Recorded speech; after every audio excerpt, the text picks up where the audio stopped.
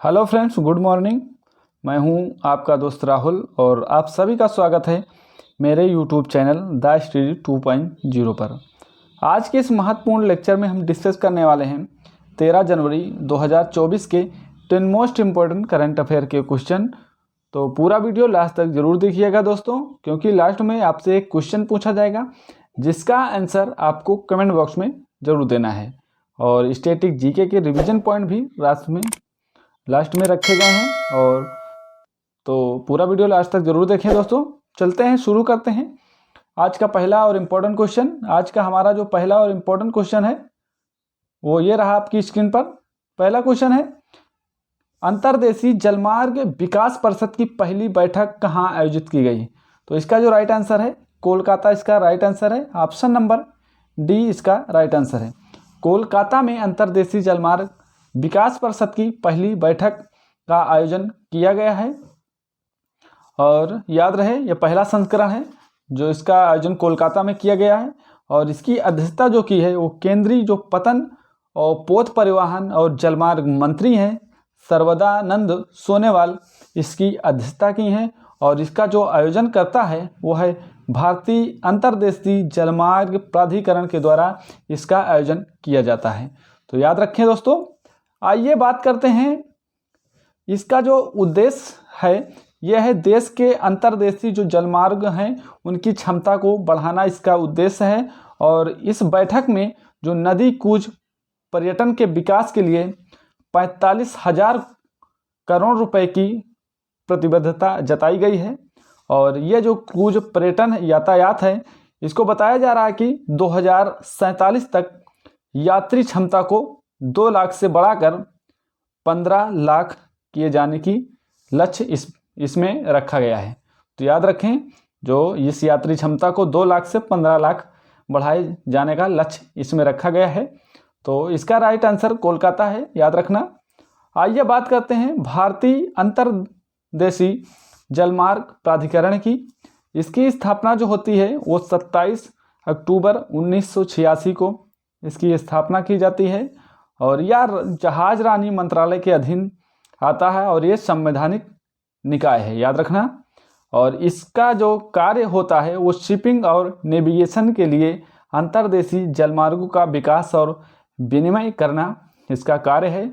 और इसका जो मुख्यालय है वो नोएडा में इसका मुख्यालय है। वर्तमान में जो इसके भारतीय अंतर्देशीय जलमार्ग प्राधिकरण के अध्यक्ष हैं वो है संजय बंदोपाध्याय, इसके अध्यक्ष हैं। तो याद रखना मेरे दोस्तों। आइए बढ़ते हैं आगे, प्रमुख सम्मेलन की बात करते हैं, कुछ रिवीजन करते हैं प्रमुख सम्मेलन के बारे में। अभी COP28 शिखर सम्मेलन का आयोजन किया गया था। आपसे पूछे कहाँ पर किया गया था, तो ये दुबई में किया गया था। विश्व निवेश शिखर सम्मेलन जो हुआ था इसका आयोजन जो है दिल्ली में किया गया था। आपसे अगर पूछे कि वैश्विक बौद्ध शिखर सम्मेलन 2023 का आयोजन कहाँ पर हुआ, तो इसका जो आयोजन नई दिल्ली में हुआ।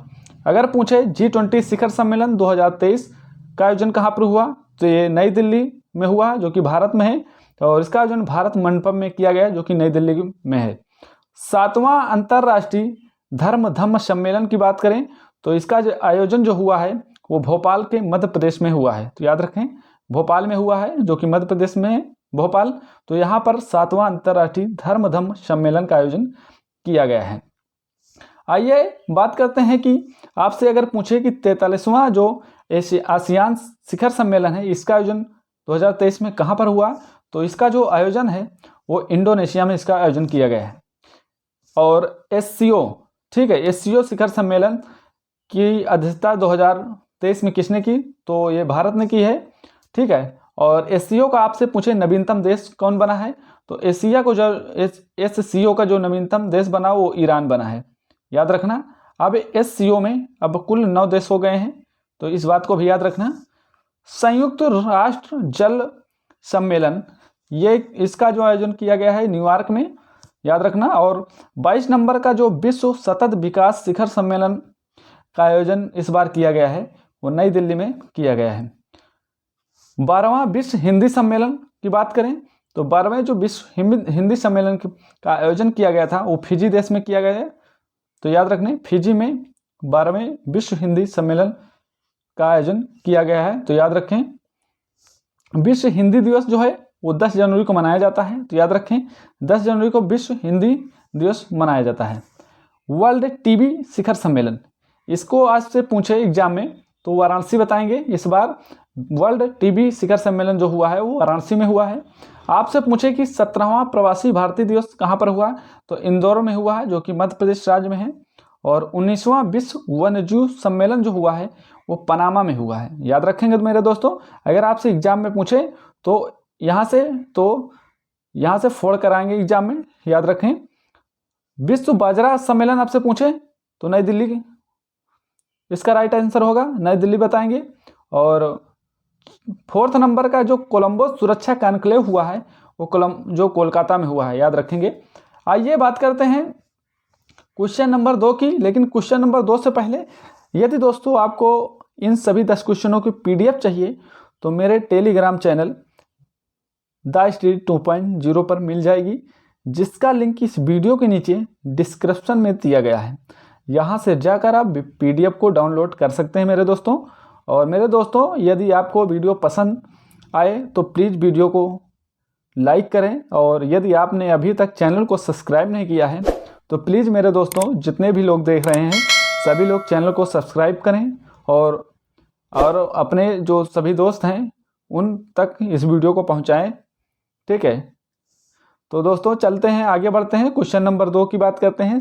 ज़्यादा समय वेस्ट ना किए हुए दोस्त नंबर 2 की बात करते हैं। अंतर्राष्ट्रीय पर्पल उत्सव 2024 का आयोजन किस राज्य में किया गया है, तो याद रखें जो अंतर्राष्ट्रीय पर्पल उत्सव है 2024 में पूछ रहा है, इसका आयोजन कहाँ किया गया है। यहाँ पर देख पा रहे हैं अंतर्राष्ट्रीय पर्पल उत्सव, तो 2024 में इसका आयोजन जो हुआ है वो गोवा में हुआ है। ऑप्शन नंबर इसका बी राइट आंसर है, ठीक है। गोवा में अंतर्राष्ट्रीय पर्पल उत्सव 2024 मनाया गया है। ये जो आयोजन है 8 जनवरी को गोवा में इसकी शुरुआत होती है और ये 8 जनवरी से 13 जनवरी तक चलने वाला है।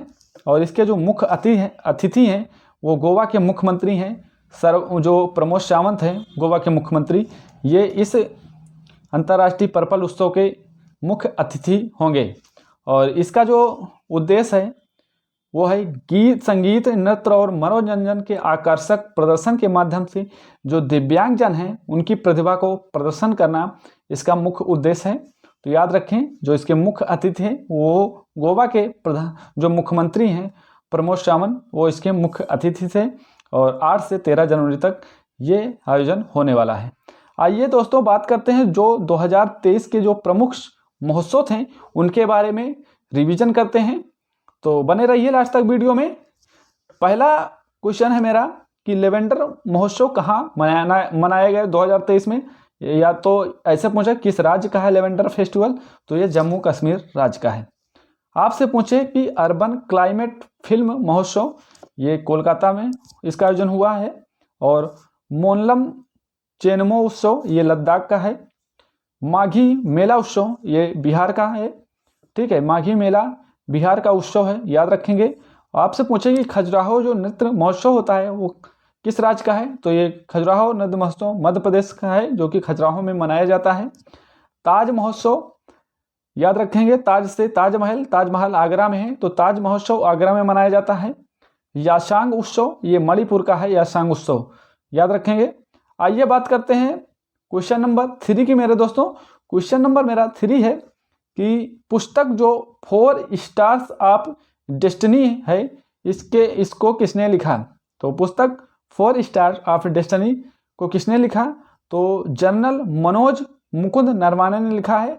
ऑप्शन नंबर इसका बी राइट आंसर है, मनोज मुकुंद नरवाने, तो याद रखेंगे ऑप्शन नंबर इसका बी राइट आंसर है। बात करते हैं ये जो मनोज मुकुंद नरवाने हैं ये नौसेना प्रमुख के पूर्व अध्यक्ष हैं, तो ये 28वें सेना प्रमुख रह चुके हैं। और इस बुक में इन्होंने सेना प्रमुख पद पर रहते हुए कई महत्वपूर्ण बातों का जिक्र किया है इसमें। और इनमें जो लद्दाख स्टैंड ऑफ को भी शामिल किया गया है। ये उस वक्त का गलवान है जो भारत और चीन के सैनिकों के बीच हिंसक झड़प हुई थी, तो उसमें भी इसका जिक्र किया गया है। आइए बात करते हैं 2023 की जो प्रमुख पुस्तकें थी और उनके लेखक के बारे में एक बार रिवीजन करते हैं। तो आपसे पूछे कि वाल्टर इसाक्सन किसकी पुस्तक है, तो ये एलोन मस्क की पुस्तक है। आपसे पूछे नोथिंग बट द ट्रूथ, ये किसकी पुस्तक है, तो याद रखेंगे मेरे दोस्तों, ये जो पुस्तक है ये ऋषभ शाह की पुस्तक है। ये पुस्तक याद रखेंगे, आपकी जो परीक्षाएं होने वाली हैं काफ़ी ज़्यादा इंपॉर्टेंट है, यहाँ से क्वेश्चन आपको मिल सकते हैं, तो याद रखें। Monsoon A poem of love and logging, ये किसकी पुस्तक है, तो ये अभय हैं वो अभय कुमार की ये पुस्तक है। आइए बात करते हैं कुछ पुस्तकों की और। How prime minister decide, how prime minister जो डिसाइड है ये नीरजा चौधरी की पुस्तक है। कृष्णा द सेवंथ सेंस, ये ए.के. भट्टाचार्य की पुस्तक है। और आपसे अगर पूछे कि जो Vajpayee ascent of the Hindu right 1924 से 1977, ये किसकी पुस्तक है, तो ये अभिषेक चौधरी द्वारा ये लिखी गई पुस्तक है। बियॉन्ड क्रिकेट, ये लाइफ इन मैनी 22, ये किसकी पुस्तक है, तो ये है सी.डी. गोपीनाथ की, याद रखेंगे। और आपसे पूछे एनटीआर ए पॉलिटिकल बायोग्राफी, ये किसकी पुस्तक है, तो एनटीआर ए पॉलिटिकल बायोग्राफी ये के रामचंद्र मूर्ति की पुस्तक है। याद रखेंगे मेरे दोस्तों, के रामचंद्र मूर्ति इसके राइट आंसर है।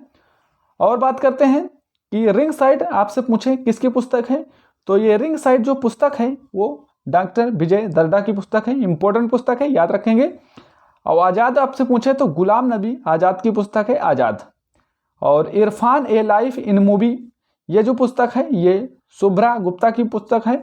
और रिफ्लेक्शन, इंपॉर्टेंट पुस्तक है। रिफ्लेक्शन की बात करें तो रिफ्लेक्शन जो है वो नारायण वाघुल की पुस्तक है। दोस्तों आइए बात करते हैं क्वेश्चन नंबर 4 की।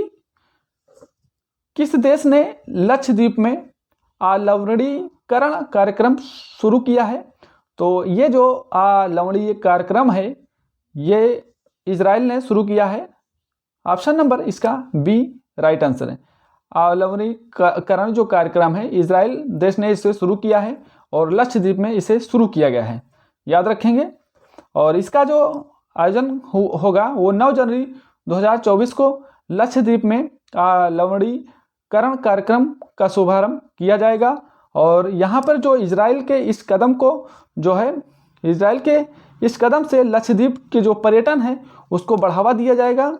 और लक्षद्वीप के जो सागरी अवस्थित के कारण यहाँ पर जो पानी है पीने के योग्य नहीं है, मीठे पानी की काफ़ी समस्या है यहाँ पर। और इसी को देखते हुए इजराइल के पास समुद्र के जो खारे पानी होते हैं उन पानी को मीठे पानी में बदलने की तकनीक है जिसे आलवणीकरण कहते हैं। तो आलवणीकरण इसे ही कहते हैं। तो इजराइल द्वारा यहाँ पर लक्षद्वीप में शुरू किया जाएगा, तो याद रखें। तो इसका राइट आंसर इजराइल है। इजराइल की बात आई है तो इजराइल से के बारे में जानते हैं दोस्तों। इजराइल की राजधानी सभी को पता होगी, जेरूसलम यहाँ की राजधानी है। और राष्ट्रपति जो हैं वो हैं इसहाक होंग, यहाँ के जो है राष्ट्रपति हैं। और प्रधानमंत्री बेंजामिन नेतन्याहू इजराइल के प्रधानमंत्री हैं।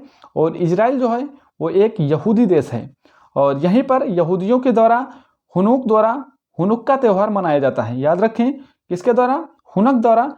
हुनुक्का त्यौहार कहाँ मनाया जाता है, तो हुनुक्का त्यौहार जो है, यह हुनुक्का त्यौहार जो है यहूदियों द्वारा मनाया जाता है, इजराइल में मनाया जाता है। भारत ने इजराइल से हमास युद्ध से भारतीयों को निकालने के लिए जो ऑपरेशन शुरू किया था उस ऑपरेशन का नाम क्या था, तो उस ऑपरेशन को जो नाम था वो था अजय। याद रखेंगे उस ऑपरेशन का नाम क्या था, तो उस ऑपरेशन का नाम अजय था, तो याद रखेंगे।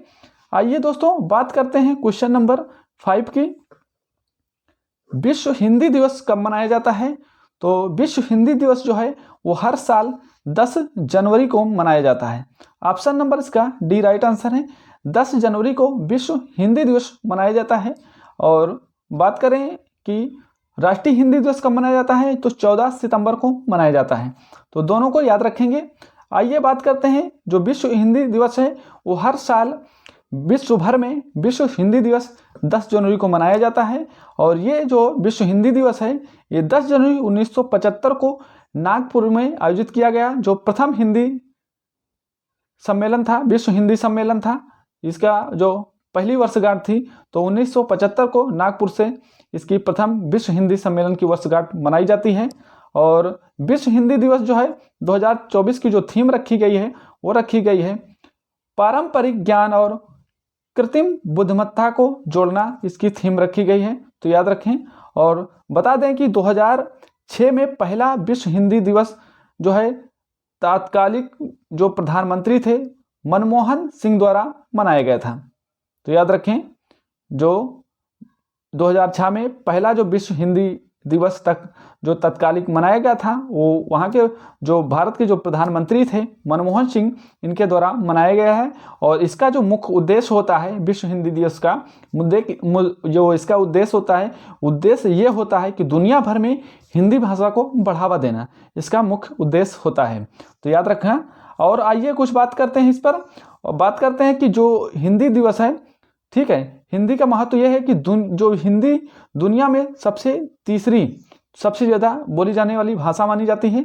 दुनिया में तीसरी सबसे ज़्यादा बोली जाने वाली भाषा कौन है? हिंदी है। और बात करते कि राष्ट्रीय हिंदी दिवस, तो राष्ट्रीय हिंदी दिवस जो है वो हर साल 14 सितंबर को मनाया जाता है।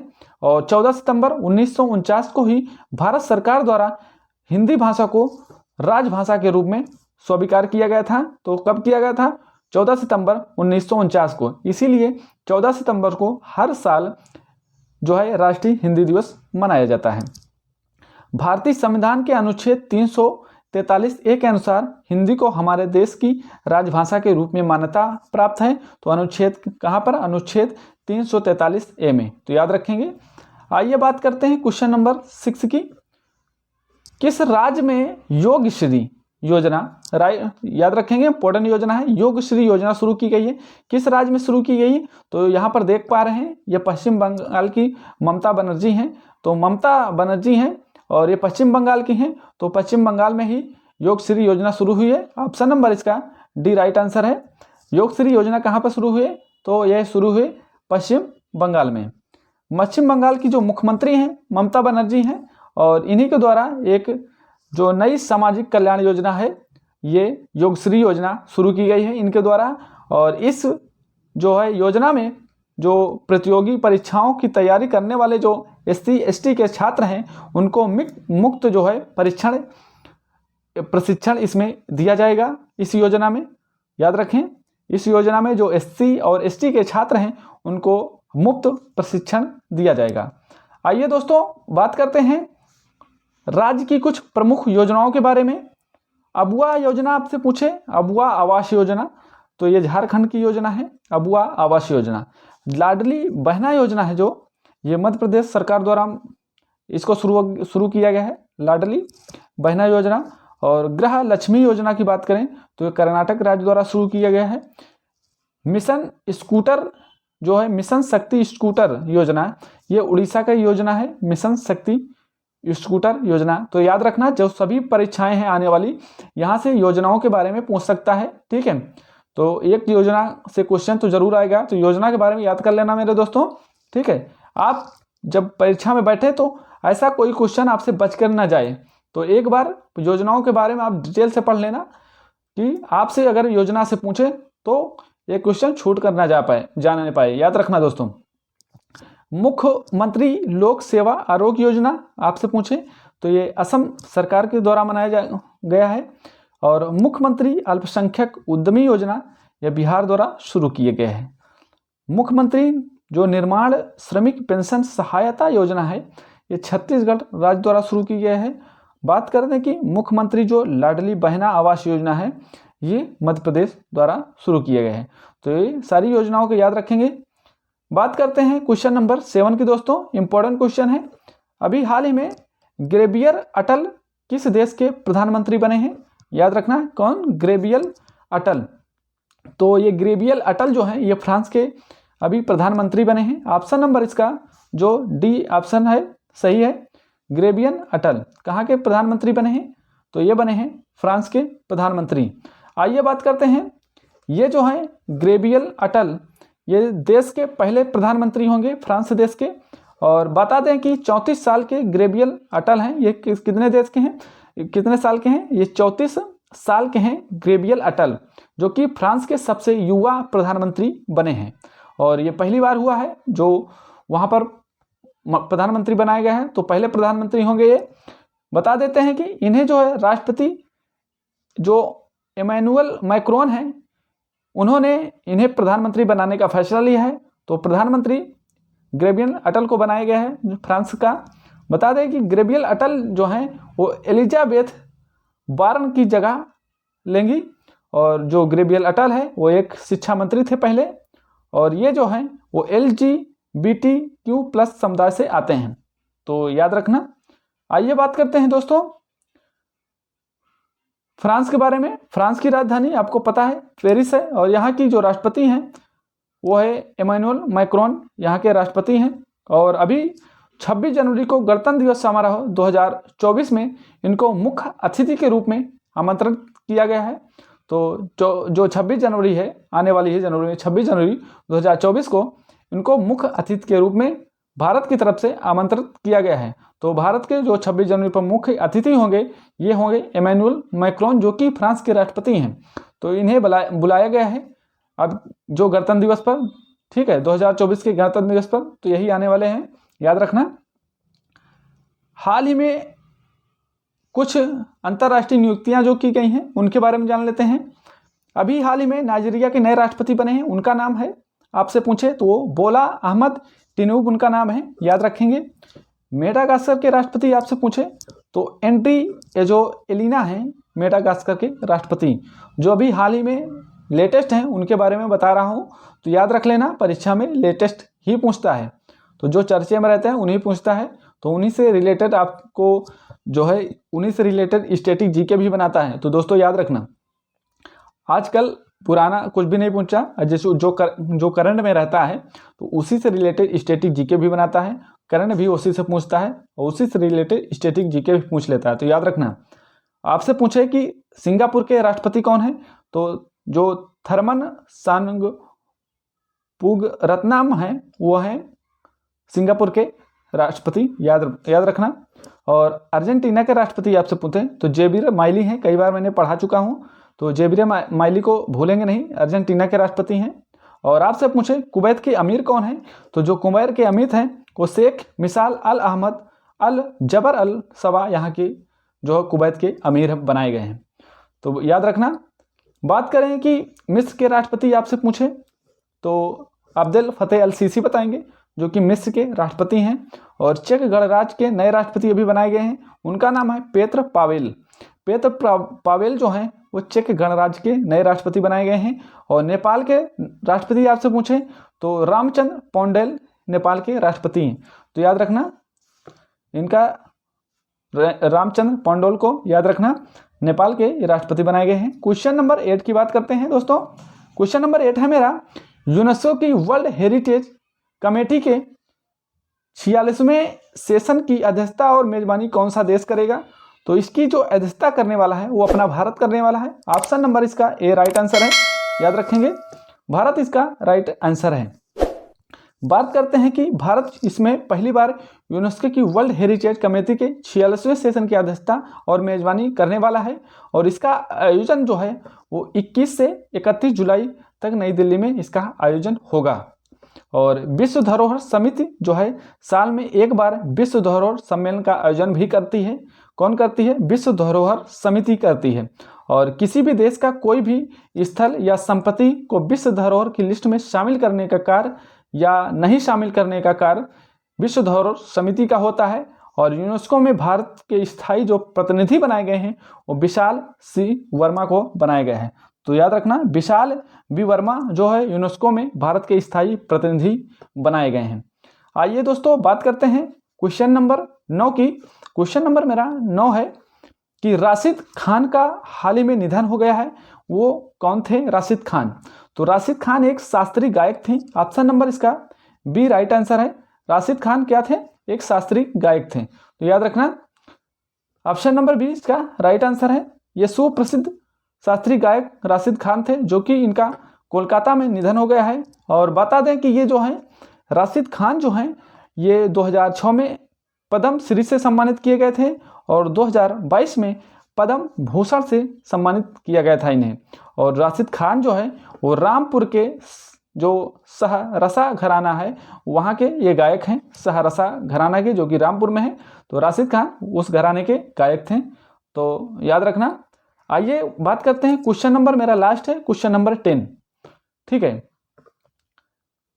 लोकसभा के कितने सदस्यों को संसद रत्न पुरस्कार से सम्मानित किया गया है? यहां से क्वेश्चन आपकी परीक्षा को देखने को मिल सकता है। इंपॉर्टेंट क्वेश्चन है दोस्तों, याद रखना।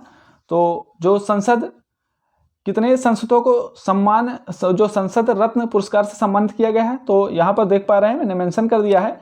तो इसका राइट आंसर है 5 संसद को। ऑप्शन नंबर इसका सी राइट आंसर है।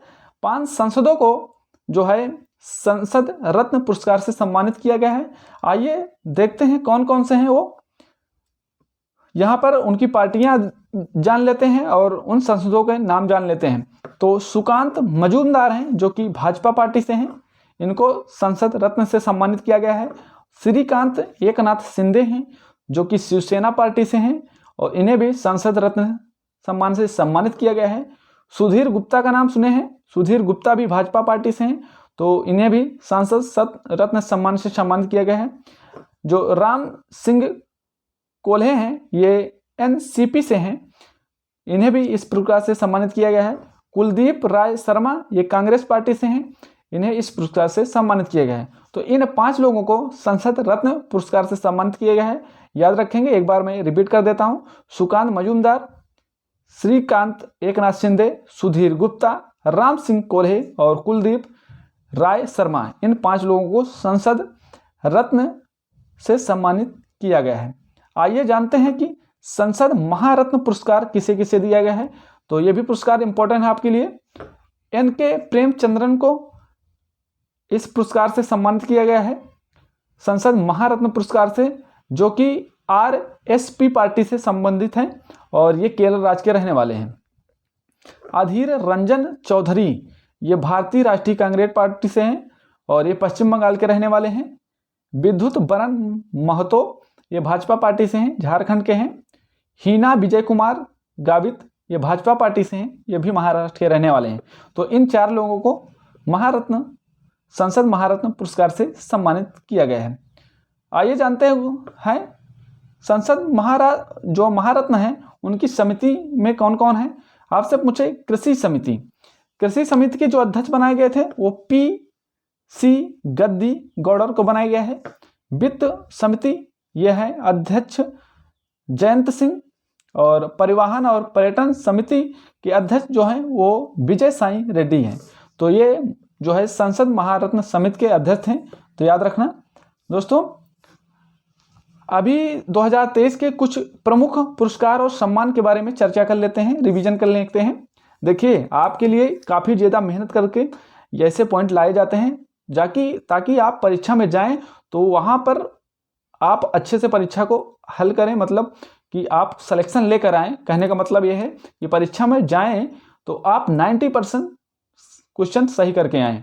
तो मेरा यही रहता है कि आप कितना क्वेश्चन करके आए, इसीलिए मैं जो भी इंपॉर्टेंट पॉइंट रहते हैं मैं आपके इस वीडियो में डाल देता हूं ताकि आपका रिवीजन होता रहे। तो दोस्तों, आपको अगर वीडियो अच्छी लग रही हो तो एक बार प्लीज़ शेयर कर दें और वीडियो को लाइक कर दें। जितने भी दोस्त मेरे देख रहे हैं तो एक बार वीडियो को लाइक कर दें और शेयर भी कर दें, ठीक, अपने सभी दोस्तों तक। तो दोस्तों, बात करते हैं 2023 में जो प्रमुख पुरस्कार और सम्मेलन के बारे में, ठीक, सम्मान के बारे में। तो जो 13वां स्वामीनाथन पुरस्कार जो दिया गया है वो दिया गया है डॉक्टर सुरेंद्र सहगल को दिया गया है, याद रखेंगे। और लोकमान्य तिलक पुरस्कार जो दिया गया है वो हमारे प्रधानमंत्री जो हैं श्री नरेंद्र मोदी को दिया गया है। और जॉर्ज लेडली पुरस्कार जो दिया गया है वो दिया गया है अर्थशास्त्री राज चट्टी को दिया गया है। एनी अवार्ड की बात करें तो एनी अवार्ड जो दिया गया प्रोफेसर थलमपिल प्रदीप को दिया गया है, तो याद रखेंगे। और भी कई सारे पुरस्कार हैं। बात करते हैं पेन प्रिंटर पुरस्कार 2023, तो ये माइकल रोशन को दिया गया है। यूके इंडिया अवार्ड जो दिया गया है ये जो MC मैरी कॉम को दिया गया है, याद रखें, यूके इंडिया अवार्ड इंपॉर्टेंट है, याद रखेंगे, UK India award Mary Kom को दिया गया है। ऑर्डर ऑफ द नाइल जो कि मिस्र का है, यह पुरस्कार किसे दिया गया है? तो ये हमारे प्रधानमंत्री नरेंद्र मोदी को दिया गया है। यूरोपीय निबंध पुरस्कार की बात करें तो ये अरुंधति राय को दिया गया है, यूरोपीय निबंध पुरस्कार। दोस्तों याद रखेंगे, और भी कई पुरस्कार हैं, याद रखें। आपसे पूछे कि गांधी शांति पुरस्कार 2021 का किसे दिया गया है अभी, तो ये गीता प्रेस को दिया गया है, जो कि गोरखपुर गीता प्रेस को दिया गया है। Governor of the year award ये शक्तिकांत दास को दिया गया है। डच नोबेल पुरस्कार यह प्रोफेसर जोइता गुप्ता को दिया गया है।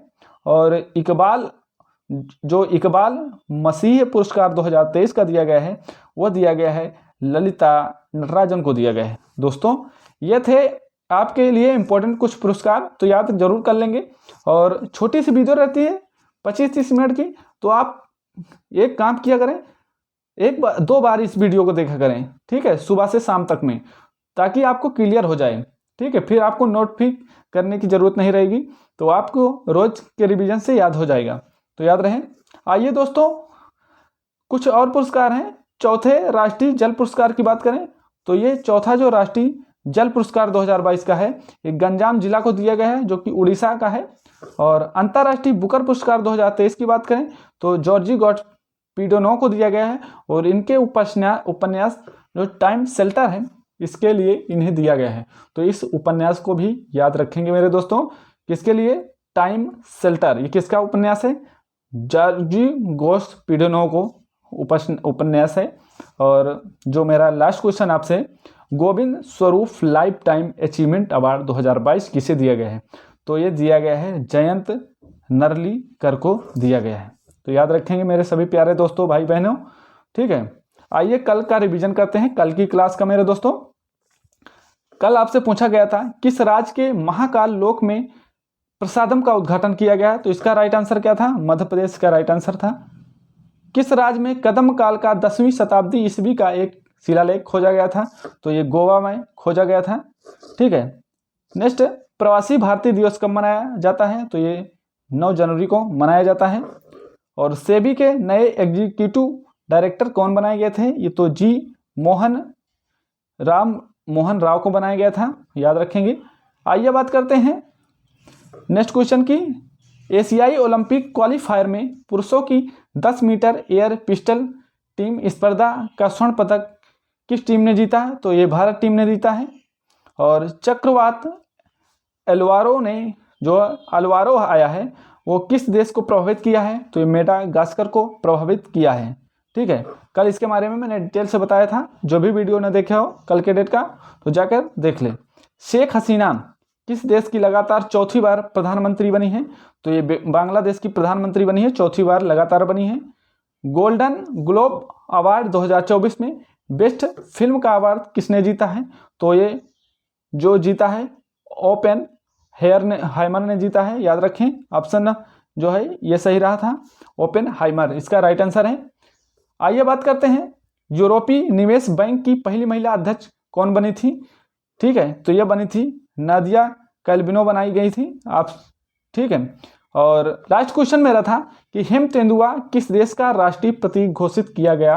तो हिम तेंदुआ जो है ये किर्गिस्तान का राष्ट्रीय प्रतीक घोषित किया गया था। तो ये था कल का रिवीजन मेरे दोस्तों। आइए स्टैटिक जीके की बात करते हैं, ठीक है। स्टैटिक जीके में कुछ महत्वपूर्ण बातें हैं, याद रखना। जो भी परीक्षाएं हैं सभी के लिए महत्वपूर्ण है। आपसे पूछे रॉलेट अधिनियम कब आया था? तो ये 1919 का अधिनियम है। जलियांवाला हत्याकांड कब हुआ? तो 1919 में हुआ है। मॉन्टेग्यू चेस्टरफोर्ड सुधार कब आया? तो 1919 में आया है। खिलाफत आंदोलन कब शुरू हुआ? तो 1920 में खिलाफत आंदोलन की शुरुआत होती है। असहयोग आंदोलन कब हुआ? तो 1920 में असहयोग आंदोलन होता है। चौरी चौरा कांड कब हुआ? तो 1922 में चौरी चौरा कांड हुआ है। साइमन कमीशन की नियुक्ति कब हुई? तो 1927 में साइमन कमीशन की नियुक्ति होती है। और साइमन कमीशन भारत का आगमन कब हुआ है? साइमन कमीशन का, तो साइमन कमीशन का जो भारत आगमन हुआ है वो 1928 में हुआ है। तो दोस्तों यह था स्टैटिक जीके का रिवीजन। आशा करता हूं कि आपको क्लास पसंद आती होगी, ठीक है। आइए बात करते हैं कल के प्रश्न का जो आपसे पूछा गया था। ठीक है, प्रधानमंत्री नरेंद्र मोदी ने दुनिया के सबसे बड़े मेडिटेशन सेंटर सर्ववेद मंदिर का उद्घाटन किया है, यह किस स्थान पर स्थित है? तो इसका जो राइट आंसर था ये वाराणसी का राइट आंसर था, ऑप्शन नंबर डी इसका राइट आंसर था। चलिए दोस्तों बात करते हैं आज के प्रश्न की। आज आपसे आपका क्वेश्चन है कि रणजी ट्रॉफी किस खेल से संबंधित है? ऑप्शन नंबर ए क्रिकेट से, बी वॉलीबॉल से, सी हॉकी से और डी कबड्डी से। तो इसका जो राइट आंसर है आप कमेंट बॉक्स में जरूर बताएं, हमें इंतजार रहेगा आपके आंसर का दोस्तों। तो दोस्तों ये था आज का करंट अफेयर। तो दोस्तों मैंने आज के 10 करंट अफेयर आपके सामने डिस्कस किए जो कि आपकी परीक्षा के लिए काफ़ी ज़्यादा इम्पोर्टेंट होने वाले हैं, और इसमें रिवीजन जो पॉइंट है वो ज़्यादा काफ़ी इम्पोर्टेंट होने वाले हैं आपकी परीक्षा के लिए। तो दोस्तों यदि आपको मेरी वीडियो पसंद आ रही है तो प्लीज़ वीडियो को लाइक करें और अपने सभी दोस्तों को बोलें कि चैनल को सब्सक्राइब करें। ठीक है, सभी दोस्तों तक शेयर करें, और जो भी इस वीडियो से संबंधित सुझाव हैं तो आप कमेंट बॉक्स में ज़रूर दिया करें। ठीक है, और इसका फीडबैक दिया करें कमेंट बॉक्स में, वीडियो कैसी लगी मेरे दोस्तों। तो चलते हैं बात, तो मिलते हैं नेक्स्ट वीडियो में दोस्तों। और आपको पसंद आया हो मेरी क्लास तो प्लीज़ लाइक करें एक। जय हिंद, जय भारत सभी दोस्तों को।